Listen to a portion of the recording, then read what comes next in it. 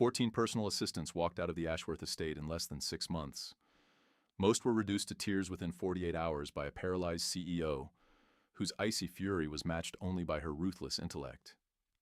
Headhunters stopped taking the contract, branding the position across corporate Manhattan as a career graveyard.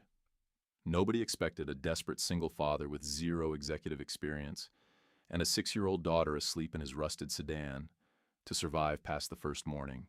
The iron gates of the Ashworth estate did not open with a welcoming slide. They ground apart like the jaws of a fortress, revealing a half-mile driveway shrouded in heavy Westchester fog. Eric Sullivan gripped the steering wheel of his 12-year-old Ford sedan, his knuckles white beneath the dashboard's flickering amber light. In the back seat, wrapped in a faded fleece blanket, 6-year-old Mia breathed softly, her small chest rising and falling in rhythm with the rhythmic sweep of the windshield wipers. Eric checked his watch, 6:42 a.m. He had 18 minutes before the most intimidating interview of his life, and exactly $84 left in his checking account. "Stay hidden, ladybug," Eric whispered into the rearview mirror, even though Mia was sound asleep. He had cracked the rear windows an inch for fresh air and parked the sedan behind a manicured hedge near the service entrance out of direct view of the security cameras. It was a massive breach of professional protocol, but Eric had run out of options 3 weeks ago when his logistics management job vanished in a corporate acquisition. Eviction notices didn't care about severance freezes. Inside the grand foyer, the air smelled of floor wax, fresh orchids, and underlying tension. House manager Martha Caldwell, a woman in her late 50s with posture so rigid it looked painful, inspected Eric's worn suit jacket and scuffed dress shoes with undisguised skepticism. "You don't have an Ivy League degree, Mr. Sullivan," Martha said, her voice echoing off the imported Italian marble. She flipped through his single-page resume with a sharp flick of her wrist. "You spent 7 years managing regional supply chains for a freight firm. You have no formal background in executive administration, let alone assisting a high-net-worth individual with complex medical dependencies." I manage chaos, Ms. Caldwell," Eric replied quietly, holding her gaze without blinking. "Supply chains are about anticipating bottlenecks before they happen, managing difficult personalities under tight deadlines, and keeping operations running when everything breaks down. That sounds like an executive assistant's job description to me." Martha sighed, rubbing her temples as if fighting a chronic migraine. "The salary is $4,000 a week, paid every Friday by direct deposit. Comprehensive health care starts on day 1. Eric's heart hammered against his ribs. $4,000 a week meant saving his apartment. It meant Mia's asthma medication wouldn't require rationing. "There is a reason the compensation is nearly triple the market average," Martha continued, her tone dropping to a grim warning. "Victoria Ashworth built Ashworth Financial into a $30 billion empire by age 32. 18 months ago, a truck ran a red light on FDR Drive, severed her spine at the T6 vertebrae. She is paralyzed from the chest down, confined to a motorized chair, and she has not forgiven the universe for it." Martha stepped closer, her voice barely a whisper. "She has fired 14 assistants since January. She broke a Yale graduate in 4 hours by forcing him to read quarterly loss projections aloud until he vomited from stress. She wants to prove she doesn't need anyone yet. She requires assistance for nearly every operational aspect of her day. If you show pity, you are gone. If you show weakness, she will eviscerate you. Do you understand?" "Take me up," Eric said simply. The master suite on the 3rd floor felt less like a bedroom and more like a high-tech corporate bunker. Banked screens illuminated the darkened space with glowing financial charts and international market tickers. At the center of the room sat Victoria Ashworth.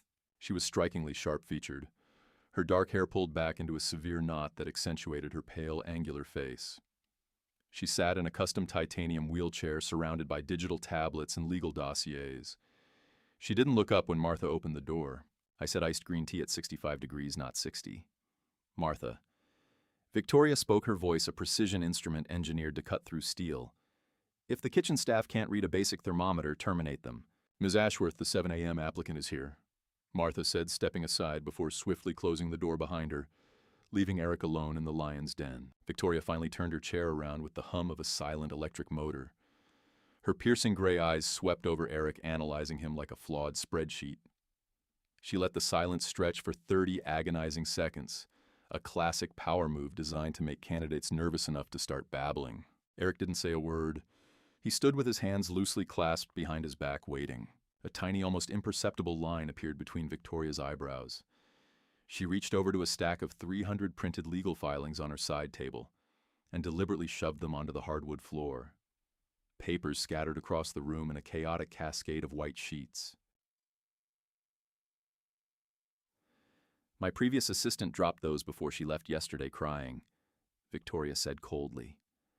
"They are the evidentiary exhibits for my 9 a.m. briefing with our Zurich legal counsel. They need to be collated chronologically indexed by exhibit code and cross-referenced with the digital ledger on that tablet. You have 45 minutes while I dictate correspondence. Begin." It was a trap.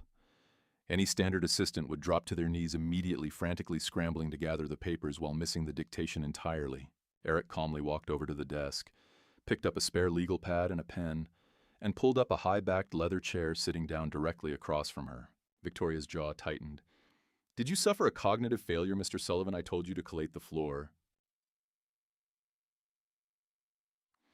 "No, Ms. Ashworth," Eric said in a steady, measured baritone. "If I crawl around on the floor organizing physical papers while you dictate high-speed correspondence, I will mishear your dictation, which creates legal liability for a $30 billion firm. I am going to record and transcribe your dictation first with 100% accuracy. Then I will use my logistics sorting method to collate those documents in 15 minutes. Speak whenever you're ready." Victoria stared at him, her gray eyes widening slightly in genuine shock. No one had told her no in 18 months without shrinking back in terror. For a second, a thunderstorm brewed on her face. Then her lips curled into a cold, dangerous smirk. Letter to the Federal Reserve Oversight Committee. Victoria began her words rattling off like machine gun fire at twice normal speaking speed. To whom it may concern, regarding the proposed liquidity stress test adjustments for Tier 1 asset structures. Eric wrote with brutal efficiency using a personalized shorthand he had perfected during years of chaotic warehouse manifest disputes. For 40 minutes, Victoria threw complex financial jargon, multi-clause legal threats, and obscure European banking regulations at him, trying to snap his focus. Eric didn't flinch once. At 7:41 a.m., she stopped abruptly. "Read back paragraph 4, the section on derivatives hedging." Eric looked at his pad and read it back verbatim, including the exact statistical percentages she had cited. Silence fell over the room. Victoria eyed the mess on the floor. "You have 19 minutes left for the exhibits. Impress me logistics, man." Eric knelt, but instead of picking up paper by paper, he rapidly divided the floor into 4 spatial quadrants, sorting the sheets by the colored barcodes printed at the bottom margins, a trick he used when organizing shipping container manifests. His hands moved in a fluid, relentless blur. By 8:55 a.m., 5 minutes before the deadline, 3 neat, perfectly bound folders sat on her desk beside the digital tablet. Victoria picked up the top folder, checking the dates. Perfect. "Don't get comfortable, Mr. Sullivan," she said, turning her chair back toward the glowing market monitors. "Most people survive Monday. Let's see if you're still standing by Wednesday." By Tuesday afternoon, Eric realized Victoria Ashworth's rage wasn't just personality. It was armor. She was fighting a two-front war, one against her own failing physical autonomy, and another against the predators circling her company. While pushing Eric through an exhausted 14-hour shift of document reviews and intense physical transfer assists, helping Martha safely shift Victoria from her daytime chair to her specialized physical therapy apparatus, Eric kept his ears open. He noticed a recurring name on the internal private line, Derek Langston.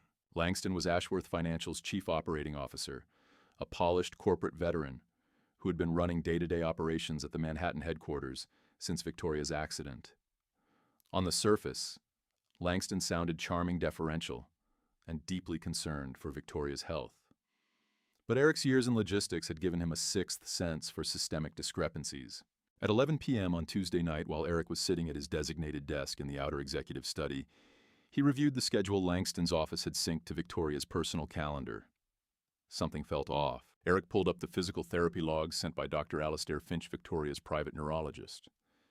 Dr. Finch had explicitly scheduled a mandatory 2-hour autonomic nervous system recovery session for Thursday at 1 p.m.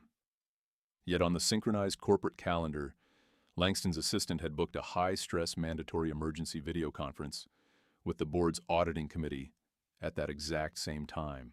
It wasn't an isolated mistake. Eric pulled 3 months of historical calendars from the server logs. Every time Dr. Finch scheduled a critical physical rehabilitation therapy session or a pain management consultation, Langston's office quietly slipped an urgent high-stakes financial briefing into the exact same slot, 24 hours prior. When Victoria inevitably skipped her medical therapies to attend the meetings, her chronic neuropathic pain spiked, leading to visible fatigue and short-tempered outbursts during the calls. They're baiting her. Eric realized a chill creeping up his neck. Langston is intentionally engineering physical exhaustion to make her look mentally erratic in front of the board. A soft knock interrupted his thoughts. Martha stood in the doorway holding a tray of untouched broth. Her face was lined with deep exhaustion. She refused to eat again. Martha quietly sighed, setting the tray down. She thinks the kitchen is putting sedatives in her food because she felt drowsy during the London call yesterday. Eric turned the monitor toward Martha. Martha, take a look at this. The kitchen isn't sedating her. Her pain management patches last 12 hours.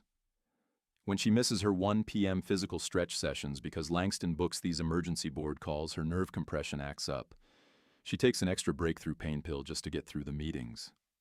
That's what's causing the drowsiness. Martha leaned over the desk, her eyes scanning the data trails Eric had highlighted. Her breath hitched. My God. If Derek Langston can prove to the board of directors that Victoria is medically incompetent and emotionally unstable, the bylaws allow a vote of no confidence. He becomes acting CEO and triggers a mandatory buyout of her founder shares at half value. How close is he to getting that vote? Eric asked.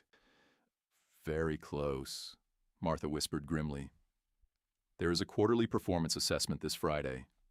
If she falters during that presentation, Langston has the votes lined up to strip her of operational control. Eric looked toward the heavy oak doors of Victoria's quarters. Behind all that vicious sarcasm and demands for absolute perfection was a woman terrified of losing the only thing she had left in the world, the company she built from nothing. Martha, Eric said gently, shifting the topic to his own precarious reality. Is Mia still asleep in the staff suite? Martha softened, slightly nodding. She went out like a light around 8. I sneaked her some warm milk and toast. Eric, you are playing a terrifying game here. If Victoria finds out you smuggled your daughter into the East Wing guest quarters because you lost your apartment, she won't just fire you. She will blacklist you across every industry in New York. She despises unauthorized personnel on the grounds. I know, Eric murmured, rubbing his face. He had taken his first paycheck advance on Monday evening to secure a clean, safe 2-bedroom apartment in White Plains. But the lease didn't finalize until Saturday morning. Until then, the Ashworth estate was the only roof over Mia's head. Just give me until Friday night. Once I get through this board meeting and secure my first full week's pay, we'll be out of the staff quarters. Just keep her invisible, Eric, Martha warned. Victoria's hearing is sharper than a hawk's. Thursday morning arrived with a torrential downpour that rattled the reinforced glass of the Ashworth estate. The tension inside the master study was suffocating. At 8:30 a.m., just 90 minutes before a preliminary strategy session with international investors, Victoria was reviewing her digital briefing files when the screen flashed an error message, corrupted file. Asset valuation index missing. Victoria slammed her palm against her titanium armrest. Eric, where is the secondary valuation ledger from the Munich real estate holdings? Eric hurried over running diagnostic commands on her terminal. The file path was deleted from the central server at 3 a.m. EMS Ashworth. Someone purged the directory remotely from the Manhattan IT portal. Langston. Victoria hissed, her voice trembling with a mixture of rage and panic that she couldn't hide. He knows the Zurich Group won't commit without verified asset valuations. If I show up to this briefing empty-handed, it confirms his narrative that I'm losing oversight of our core portfolios. She looked away, her knuckles white as she gripped her chair. He's going to win. He's actually going to take my company. Eric looked at the digital clock, 8:34 a.m. Manhattan was an hour and a half away in heavy rain. A physical backup server existed at the corporate disaster recovery vault, but couriers wouldn't drive through the flash flood warnings. Ms. Ashworth, Eric said firmly, grabbing his coat, where is the nearest physical backup drive stored locally? There is the encrypted hard drive at our secure data vault in downtown White Plains, Victoria said, looking at him helplessly. But the vault manager requires double-blind biometric release protocols, and their courier service suspended operations due to the storm. You can't get it here in time. I used to route emergency freight through Category 2 hurricanes for medical supply lines, Eric said, his eyes burning with intense determination. Call the vault manager right now and authorize my name for release. Keep the board talking when the call starts. I'll be back. Eric didn't wait for her reply. He sprinted down the stairs, bursting into the pouring rain. His old Ford sedan roared to life, tires spinning on the wet gravel as he launched down the driveway. For 50 minutes, Eric drove like a man possessed, hydroplaning across flooded intersection routes, taking obscure industrial side streets he had memorized during his logistics career to bypass gridlocked highway traffic. He burst into the White Plains data center, soaked to the bone, grabbed the encrypted drive from a stunned facility officer, and raced back through the storm. At 9:47 a.m., 17 minutes into Victoria's stalled meeting, the oak doors of the study flew open. Eric dripped rainwater onto the imported rugs as he strode directly to her terminal, plugging the drive into the master interface. Within 4 seconds, the Munich valuation data populated the screen in crisp, glowing columns. Victoria didn't miss a beat. Without turning around to look at him, her voice instantly shifted from a defensive stall into a commanding, lethal strike. As you can see on your screens now, gentlemen, Victoria projected smoothly into the camera array, staring directly at the video square where Derek Langston sat, looking visibly stunned. Our Munich commercial assets have appreciated by 11.4% year over year, significantly outperforming the conservative estimates presented earlier by our chief operating officer. Perhaps Mr. Langston should update his local software before advising the board on asset yield.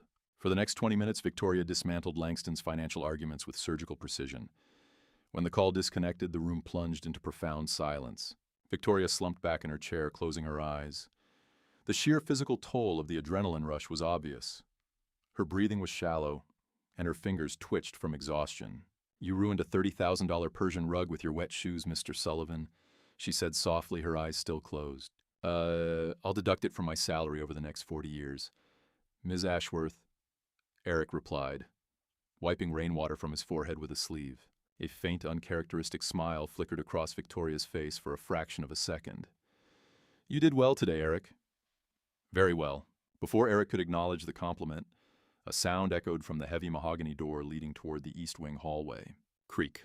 Eric's stomach dropped through the floorboards. Standing in the doorway, clutching a stuffed rabbit and wearing oversized cotton pajamas, was 6-year-old Mia. She rubbed her sleepy eyes, looking confusedly around the massive, intimidating office room.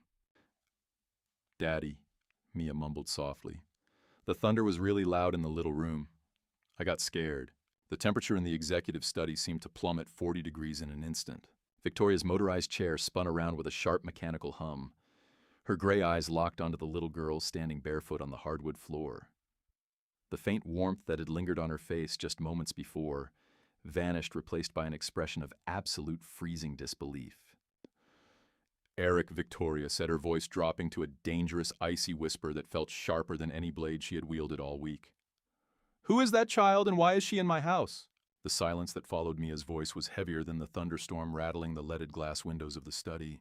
Eric slowly closed the distance between the desk and the doorway, positioning his body as a physical shield between his 6-year-old daughter and the freezing scrutiny of Victoria Ashworth. He knelt, scooping Mia into his arms. Her small head dropped immediately onto his shoulder, her fingers twisting into the damp fabric of his suit jacket. "I asked a question, Mr. Sullivan," Victoria said. Her titanium wheelchair glided forward an inch, the electric hum slicing through the room's tension. "Martha!" she called out toward the intercom panel, her voice ringing with autocratic sharpness. "Get in here immediately!" Within 10 seconds, Martha appeared at the side door, her face draining of color the moment she saw Mia clinging to Eric's neck. "Explain this breach of residential security," Victoria commanded, her gray eyes locked entirely on Eric. "Did you think because you salvaged a file from a data center that my private home is a boarding house for unauthorized dependents?" Martha had nothing to do with bringing her onto the grounds. "Ms. Ashworth," Eric lied smoothly, his voice flat, and even without a trace of trembling.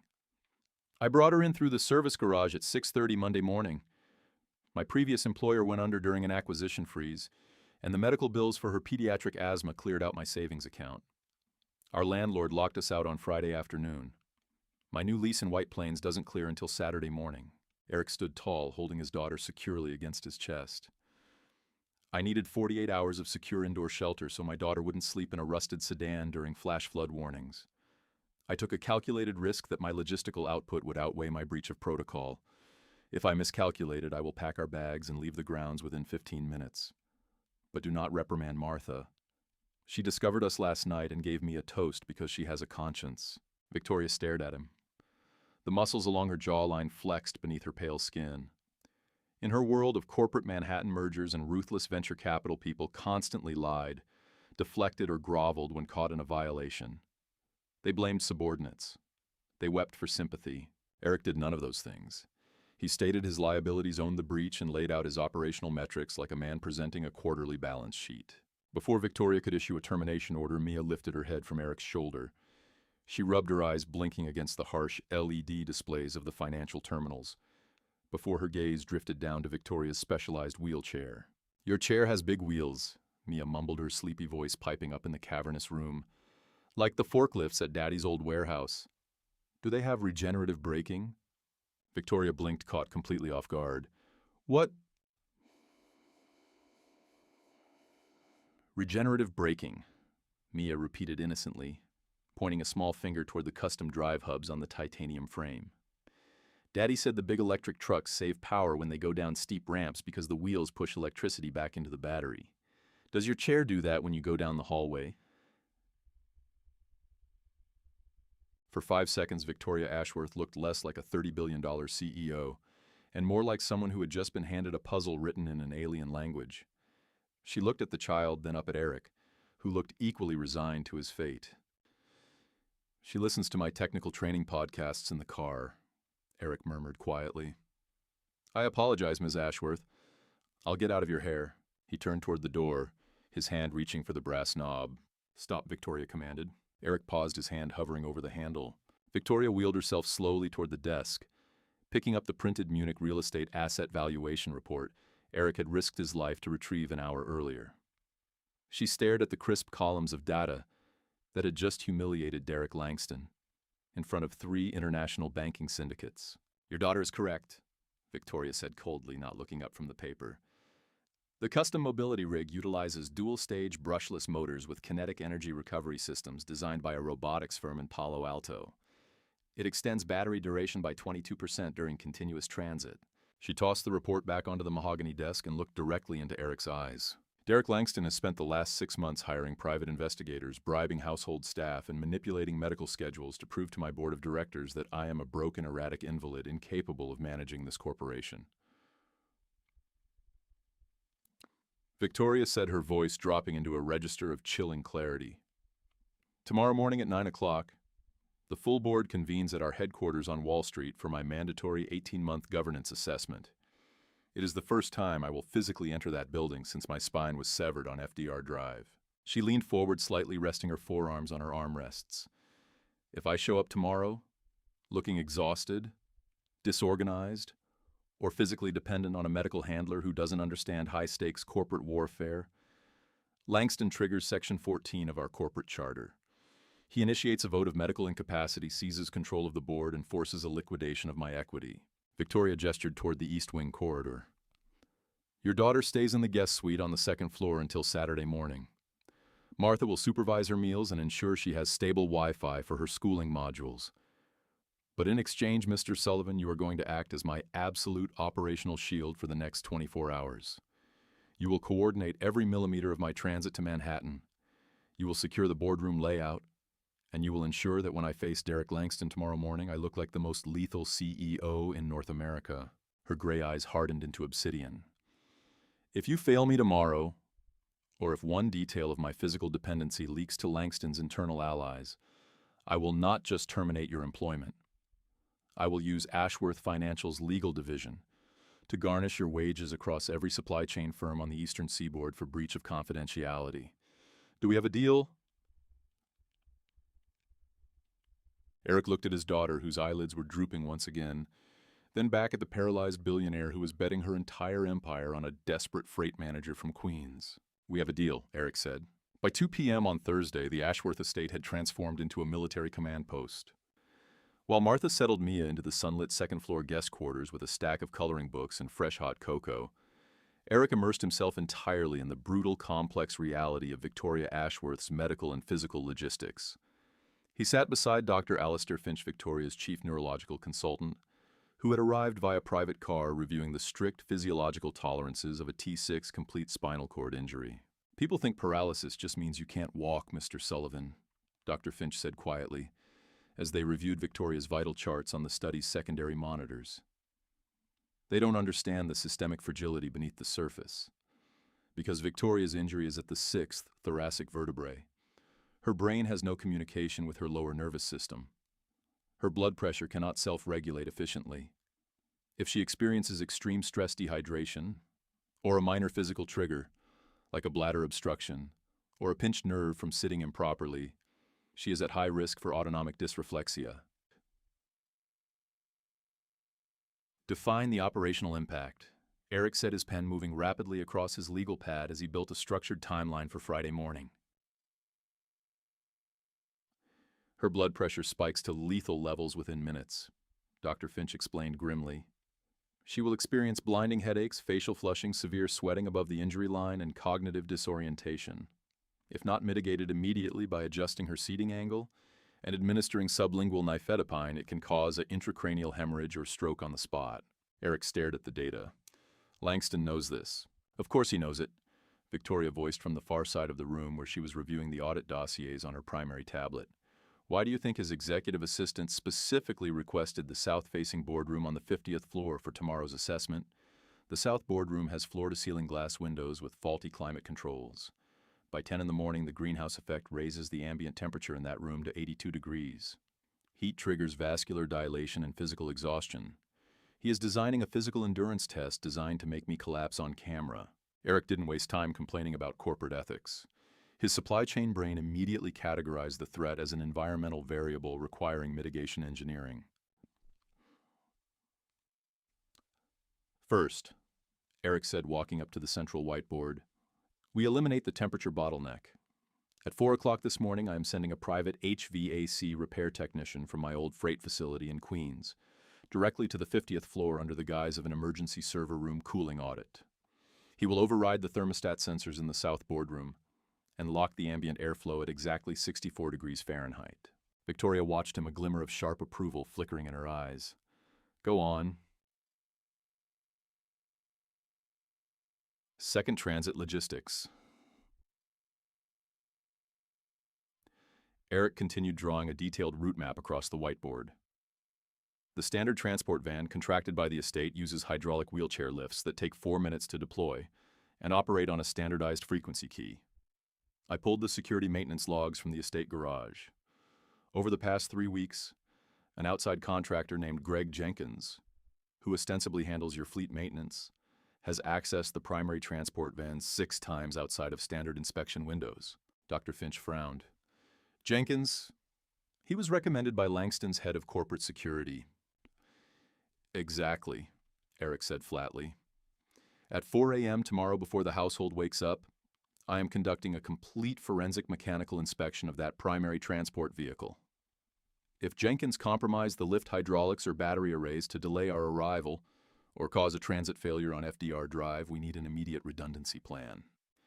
For the rest of the evening, Eric worked with relentless mechanical precision. He memorized Victoria's exact transfer mechanics, learning how to properly brace her knees and support her core stability during transitions without triggering nerve spasms. He packed a discreet high-durability tactical attaché case containing her emergency sublingual blood pressure medications, digital glucose monitors, backup catheterization supplies, and 3 spare lithium-ion power cells for her motorized chair. At 11:30 p.m., Eric finally stepped out of the master suite to check on his daughter. He found Mia fast asleep in the plush guest bed, her small frame dwarfed by the down comforter. Martha sat in a reading chair nearby, silently folding laundry under the soft glow of a table lamp. "She ate an entire plate of chicken roast," Martha whispered warmly, looking at the sleeping child. "She told me you used to build castles out of empty wooden pallets at the distribution center on weekends." "She remembers the good parts," Eric said quietly, leaning against the doorframe, every muscle in his back aching from tension.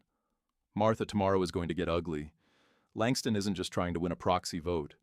He's trying to destroy a woman's dignity in front of 50 corporate peers to justify a takeover." "Then don't let him," Martha said simply, her older eyes fierce. 14 assistants walked out of here because they looked at Victoria and saw a tyrant. You looked at her and saw a person surrounded by wolves. Guard her, Eric. At 3:45 a.m. on Friday morning, long before dawn broke over Westchester, Eric walked down the concrete stairs into the estate's underground climate-controlled garage. He carried a high-powered LED flashlight and a digital multimeter. He bypassed the luxury sedans and went directly to the custom Mercedes-Benz Sprinter van, outfitted with Victoria's hydraulic wheelchair deployment lift. He knelt at the rear bumper, sliding underneath the undercarriage to inspect the primary electrical harnesses feeding the hydraulic pump mechanism. He popped the protective weather shield housing. Eric's jaw clenched. The primary ground wire leading to the lift's hydraulic solenoid had been sliced through with a diagonal wire cutter, leaving only 2 thin copper strands intact. It was a classic mechanical sabotage technique used by corrupt freight dispatchers.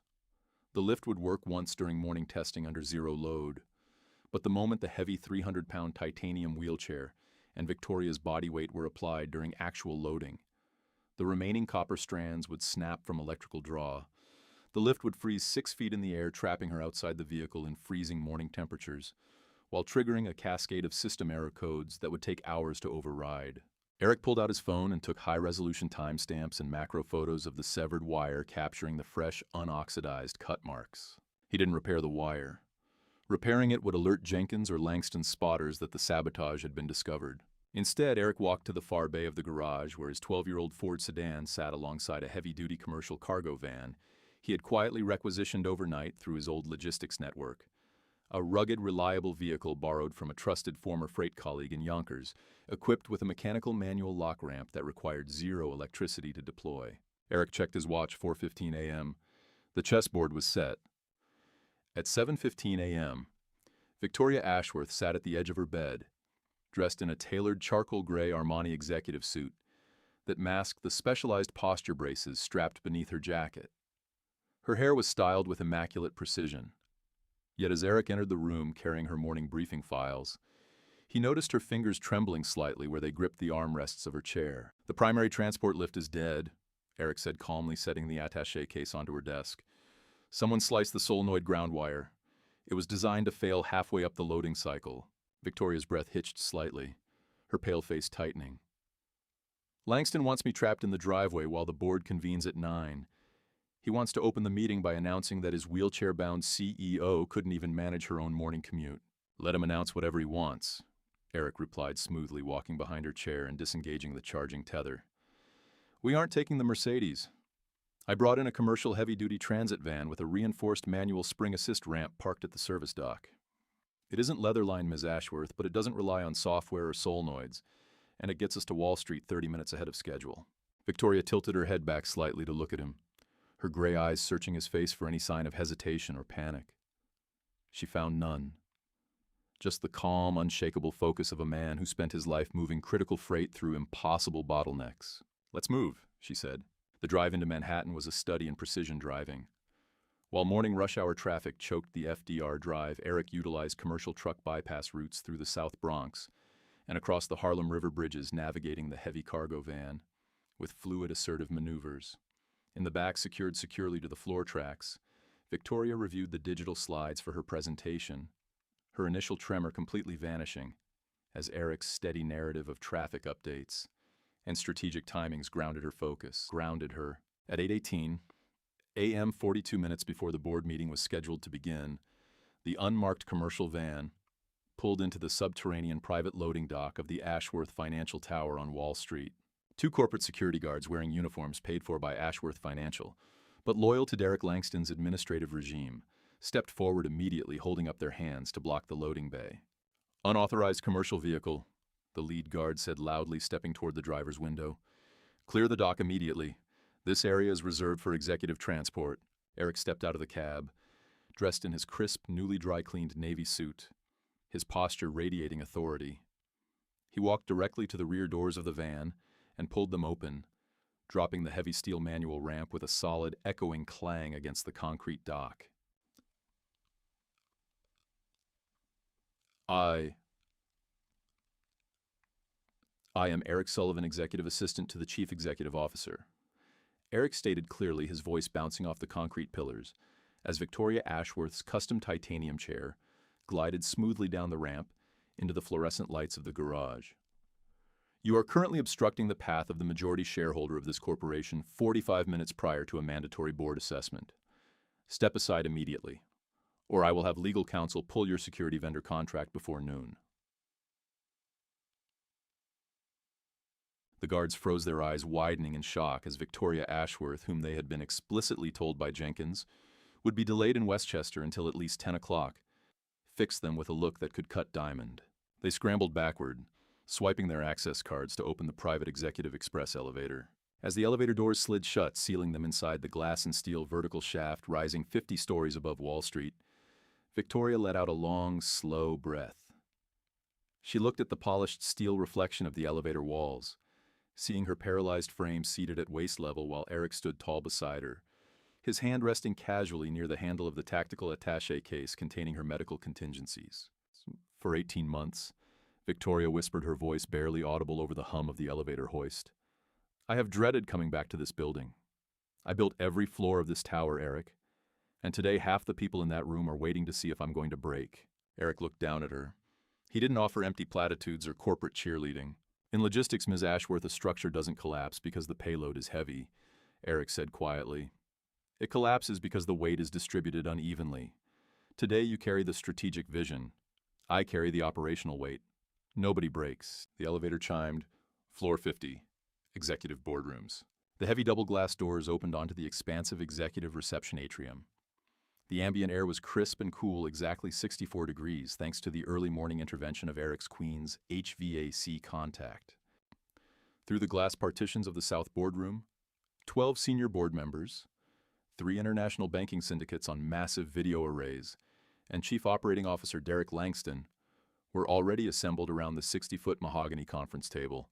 Langston stood at the head of the table, sipping an espresso, looking supremely relaxed and confident as he checked his gold wristwatch. At 8:45 a.m., 15 minutes before the official start time, Langston tapped his microphone, projecting his voice across the room and over the live video feeds.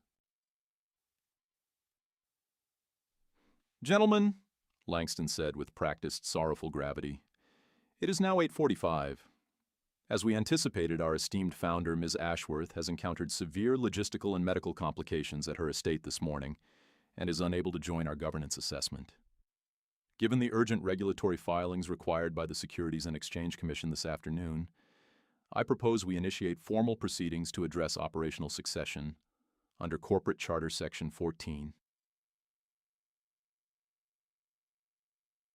The heavy oak doors at the far end of the boardroom swung open with a resounding thud. The room fell dead silent.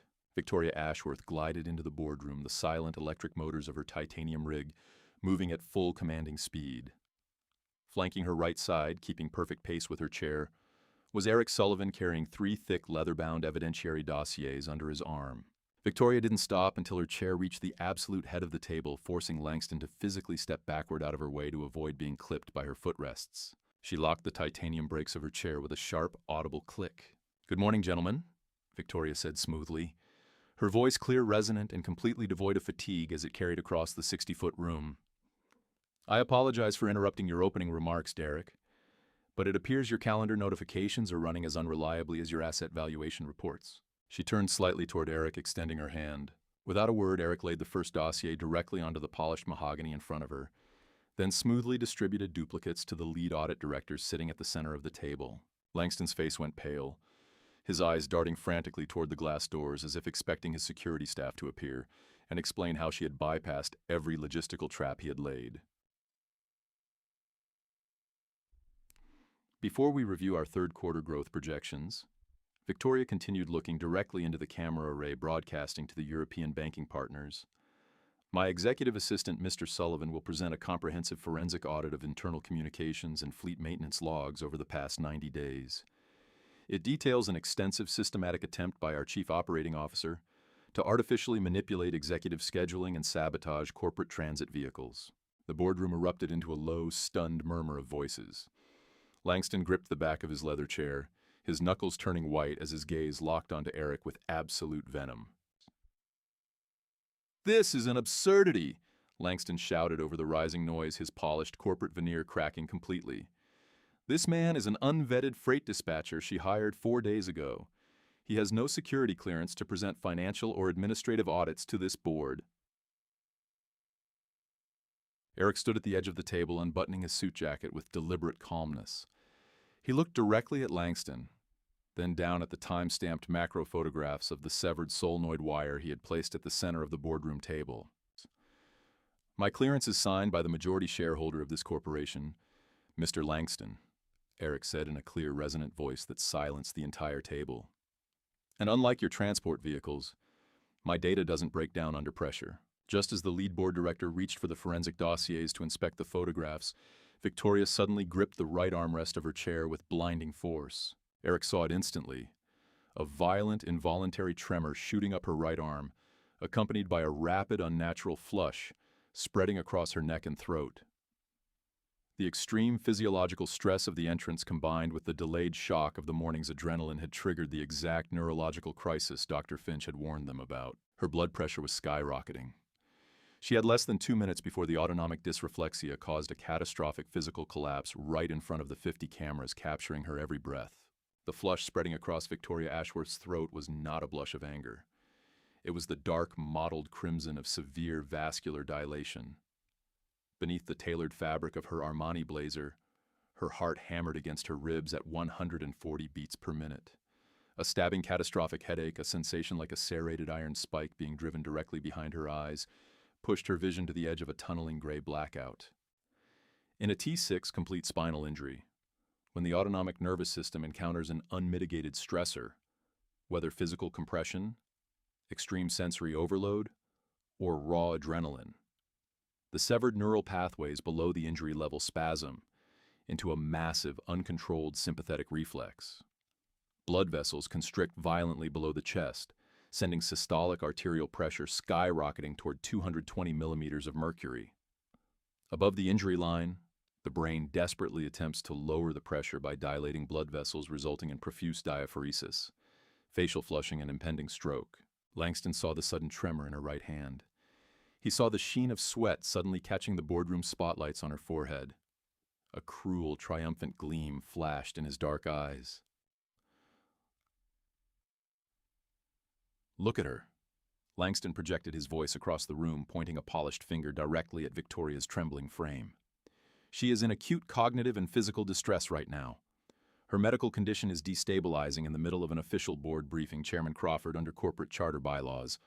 I demand an immediate recess and the invocation of emergency medical transfer protocols."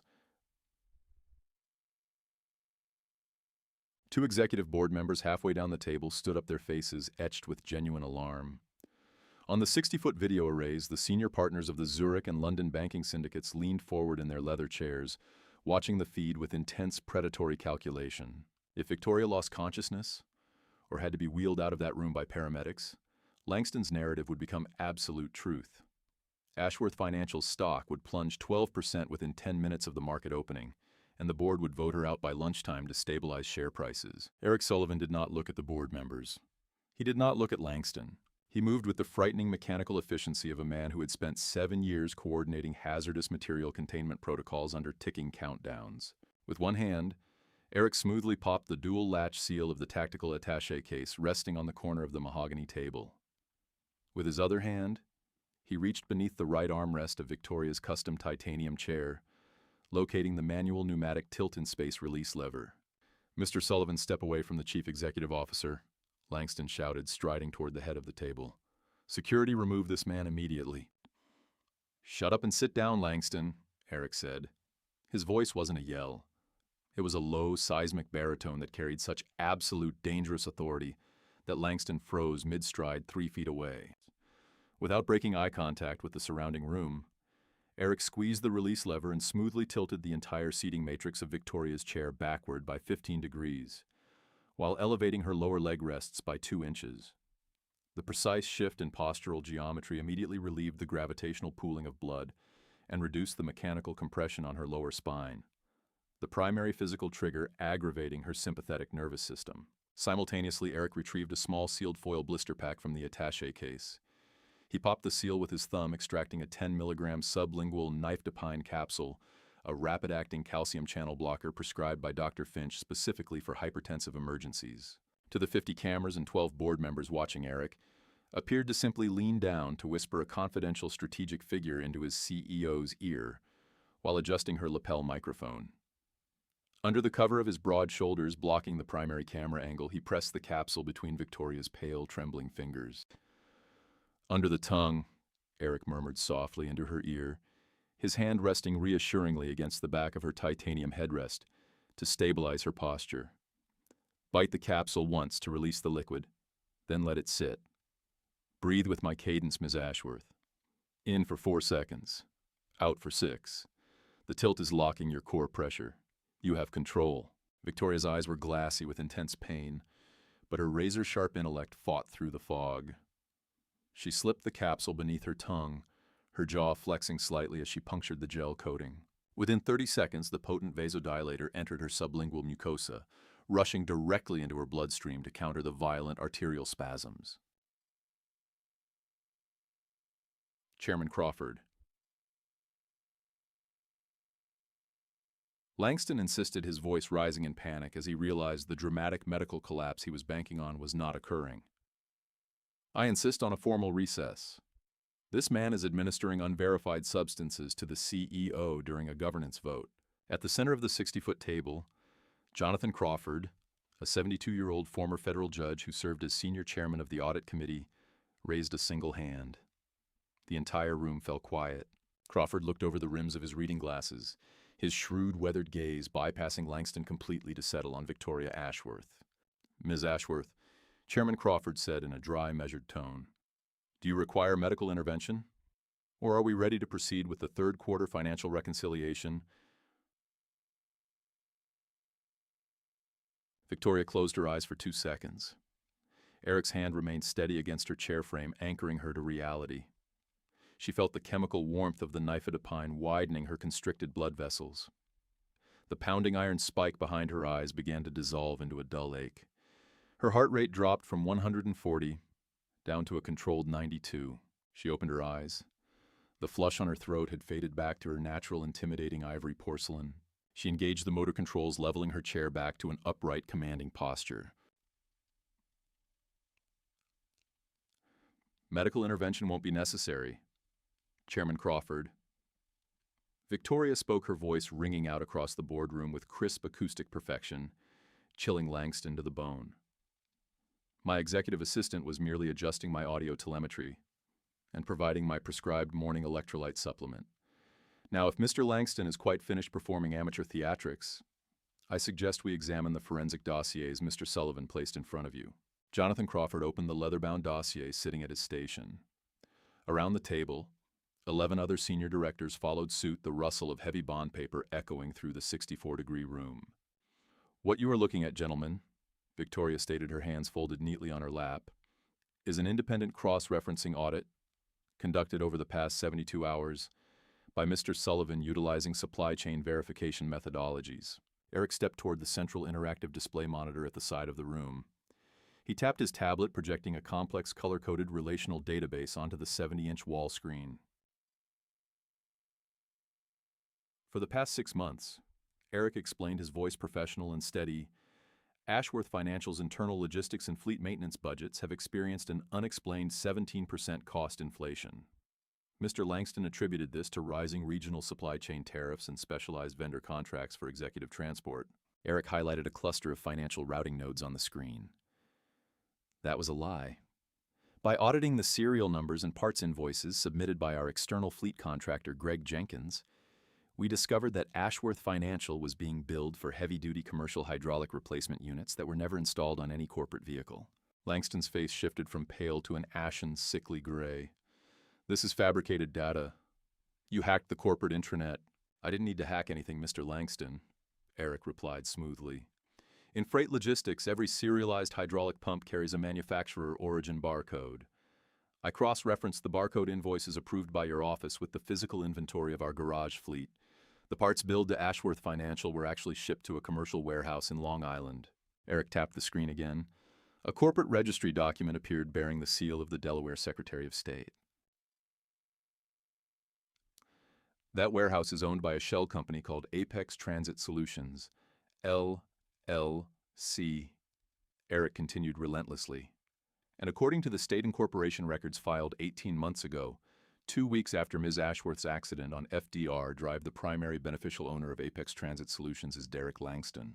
A collective gasp rippled around the table. Chairman Crawford's head snapped up his jaw, tightening into a grim line as he stared at the COO. Over the past 18 months, Mr. Langston has embezzled approximately $2.4 million through fraudulent maintenance contracts, Victoria said, taking over the room with devastating precision. Furthermore, when Mr. Sullivan inspected my primary transit van at 4 o'clock this morning, he documented deliberate mechanical sabotage to the hydraulic lift systems, specifically designed to trap me off-site during this assessment. She looked directly at Langston, her gray eyes burning like dry ice. You cut the solenoid ground wire, Derek. You endangered my physical safety to manufacture a medical absence. You can't prove that, Langston snarled, backing toward the glass exit doors, his professional composure completely shattered. Jenkins had access to that garage. Any mechanic could have cut that wire. Which is precisely why I instructed Mr. Sullivan to leave the wire exactly as he found it, Victoria said calmly. And why at 8 o'clock this morning, while we were en route via commercial van, my private legal counsel submitted the time-stamped photographs directly to the New York District Attorney's office, alongside the wire fraud documentation. As if on cue, the heavy oak doors at the far end of the boardroom opened once more. 3 men in dark suits, 2 special agents from the FBI's Financial Crimes Task Force, accompanied by Ashworth Financial's head of corporate security, stepped into the room. Derek Langston, the lead federal agent asked, holding up a federal arrest warrant signed by a Southern District judge less than an hour prior. You are under arrest for wire fraud, corporate embezzlement, and reckless endangerment. Step away from the table, sir. Langston froze.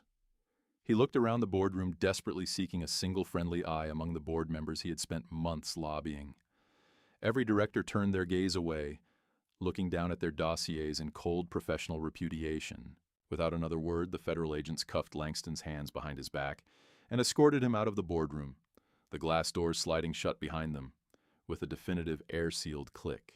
For several long seconds, the boardroom remained completely silent, save for the hum of the video conferencing hardware broadcasting to Europe. Chairman Crawford slowly closed his dossier. He removed his reading glasses, placing them neatly on the mahogany table, and looked at Victoria Ashworth. Ms. Ashworth, Crawford said, his voice laced with profound respect. On behalf of the Audit Committee and the full Board of Directors, I move to formally dismiss the medical incapacity assessment. Furthermore, we reaffirm your absolute operational authority as Chief Executive Officer of Ashworth Financial effective immediately. Around the table, every single board member raised their right hand in unanimous consent. Victoria bowed her head slightly in acknowledgement. Thank you, gentlemen. Our Q3 revenue report indicates a 9% expansion in our European tech portfolios. Let us proceed with the agenda. For the next 2 hours, Victoria ran the board meeting with absolute dominance. And standing 6 feet behind her right shoulder, silent, vigilant, and completely unshakable, stood Eric Sullivan.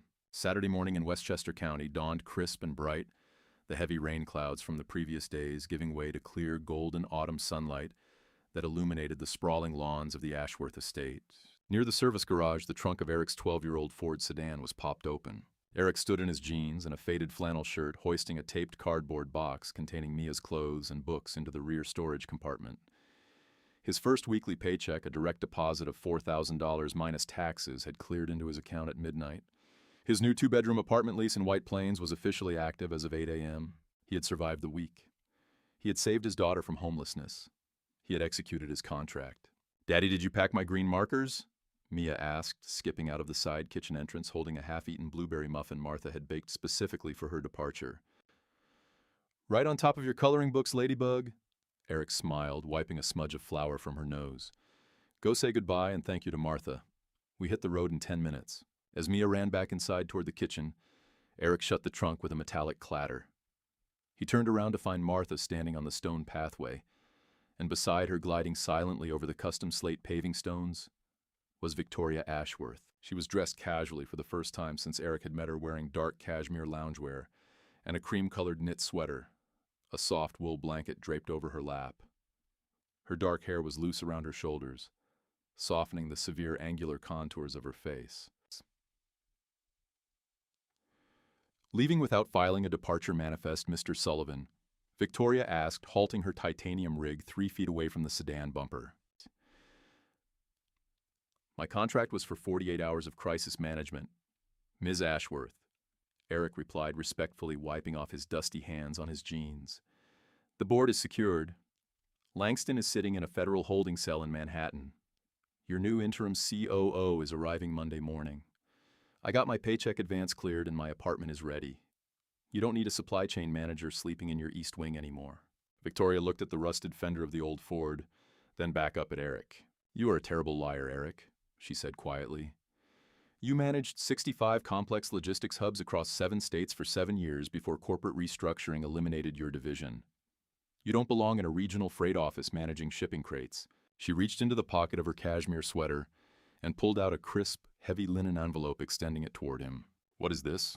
Eric asked, hesitating before taking it. Read it, she commanded softly. Eric opened the envelope and unfolded the 2-page contract inside. His eyes scanned the bold headings. Ashworth Financial Corporation, Executive Employment Agreement Position, Vice President of Global Operations and Chief of Staff to the CEO, base compensation, $380,000 per annum, plus full executive equity vesting options and comprehensive medical coverage. Eric stopped reading. He looked up, his breath catching slightly in his chest. Ms. Ashworth, this is a C-suite executive tier. I don't have an MBA.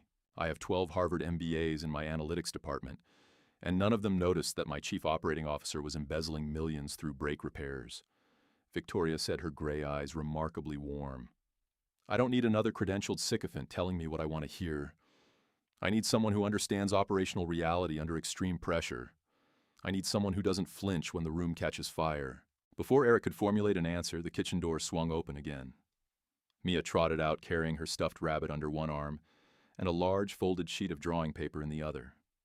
She walked straight up to Victoria's wheelchair, completely unafraid of the paralyzed billionaire. I made you a schematic, Mia announced proudly, holding out the paper. Victoria blinked, caught completely off guard by the child's solemn presentation.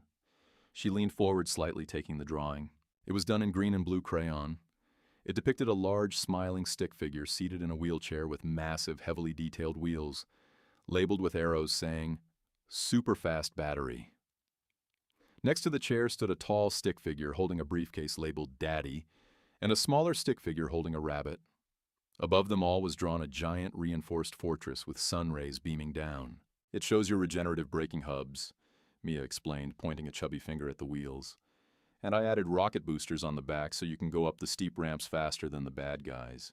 For the first time in 18 months since the tragic afternoon on FDR Drive that shattered her spine and turned her world into a freezing battlefield, Victoria Ashworth laughed. It wasn't a cold, sarcastic smirk. It was a genuine melodic laugh that bubbled up from deep within her chest, bringing a natural warmth and brightness to her face that rendered her stunningly beautiful. Rocket boosters. Victoria smiled, looking down at the drawing with genuine reverence before looking at Mia. That is a brilliant structural enhancement, Mia. I will have my engineering team review the feasibility on Monday. Victoria carefully folded the drawing and tucked it safely inside her sweater pocket. She looked up at Eric, her professional armor completely stripped away, revealing the deeply loyal woman beneath. Clause 4 of your employment contract stipulates residency requirements. Eric, Victoria said gently. The East Wing guest quarters on this estate consist of 3 bedrooms, a private kitchen, and an attached solarium. It is currently empty. The local elementary school in Westchester is rated top 3 in the state, and their pediatric asthma support clinic is 10 minutes down the road. She gestured toward the estate grounds. Martha already ordered 2 sets of custom bedroom furniture for the 2nd floor. Don't make me return them to the logistics vendor, Mr. Sullivan. I hate processing restocking fees. Eric looked at the document in his hands, then at his daughter, who was currently inspecting the LED display on Victoria's chair control panel, with intense, fascinated curiosity. He swallowed hard, feeling the profound weight of the past 6 months of fear, poverty, and desperation finally lifting from his shoulders. In logistics, Ms. Ashworth, Eric said, his voice husky with emotion as he smiled down at her. We never reject a optimized supply route. Good, Victoria said, turning her chair toward the main house with a soft hum of titanium wheels. Then unpack your car, Chief of Staff. We have a $30 billion empire to run on Monday morning, and Mia needs to help me redesign my brake calipers. As the single father and his daughter walked alongside the paralyzed CEO down the sunlit driveway of the Ashworth estate, 14 assistants belonged firmly to the past. The career graveyard had finally met the one man who knew how to build a fortress out of the storm. What an incredible journey of resilience, loyalty, and redemption. Eric and Victoria proved that true strength isn't about physical perfection or corporate titles. It's about standing firm when the rest of the world expects you to fall. If this dramatic real-life story of a devoted single dad transforming the life of a ruthless paralyzed CEO touched your heart, please smash that like button right now. Don't forget to share this inspiring narrative with your friends and family. And hit subscribe with the notification bell turned on so you never miss another thrilling, emotionally powerful story. Drop a comment below telling us your favorite plot twist, and we will see you in the next video.